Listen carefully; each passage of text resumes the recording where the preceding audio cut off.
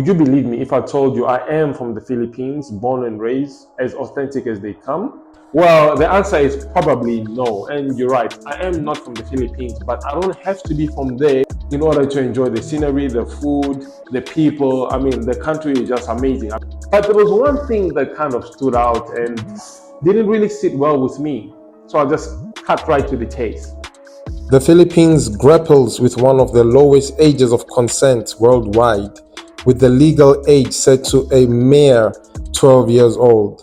This alarming threshold creates a breeding ground for child trafficking and sexual exploitation, as predators exploit legal loopholes and manipulate vulnerable youth. Whilst at the same time, abortions are outlawed and penalized in the Philippines. So if a woman was to, or a girl unfortunately was to get an abortion in the Philippines, she could face from 2 to 6 years of jail time, because the country is predominantly a Catholic state, and the religion states that aborting a baby is actually killing the baby.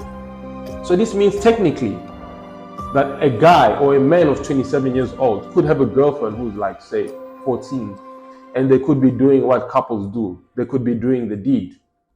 These crimes go against the very fabric of society and demand urgent attention. Child trafficking is an appalling reality in the Philippines. Predators capitalize on the low age of consent to engage in illicit activities involving minors.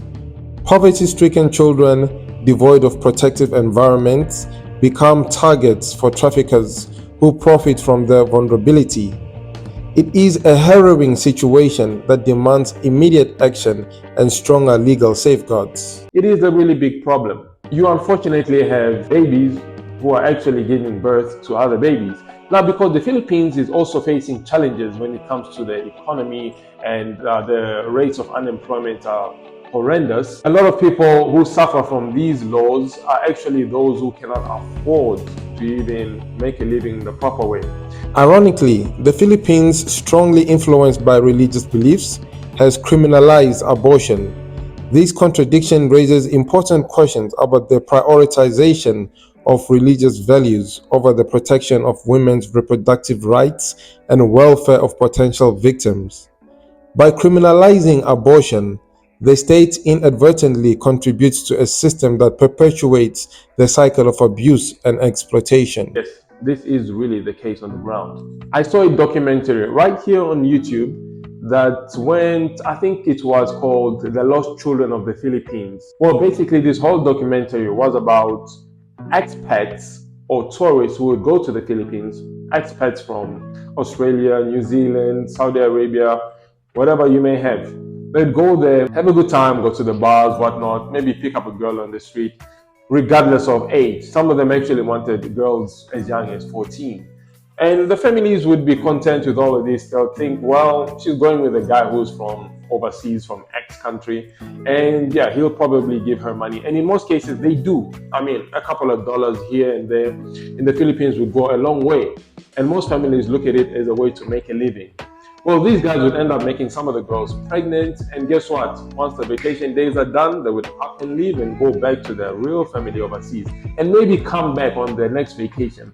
But this leaves a young girl pregnant with a baby who she will eventually give birth to, and these kids grow up without fathers, and the cycle repeats itself. One compelling argument for the amending of the age of consent in the Philippines is the neuroscientific understanding of the brain development.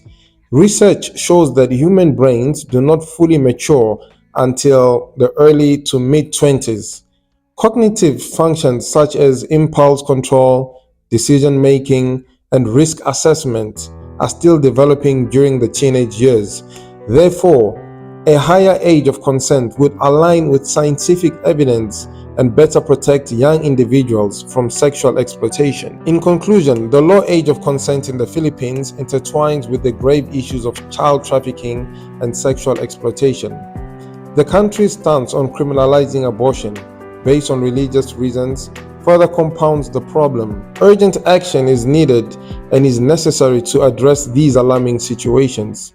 By amending the age of consent, In the light of scientific evidence regarding brain development, the Philippines can take control of this situation by protecting its youth and ensuring a safer future for all.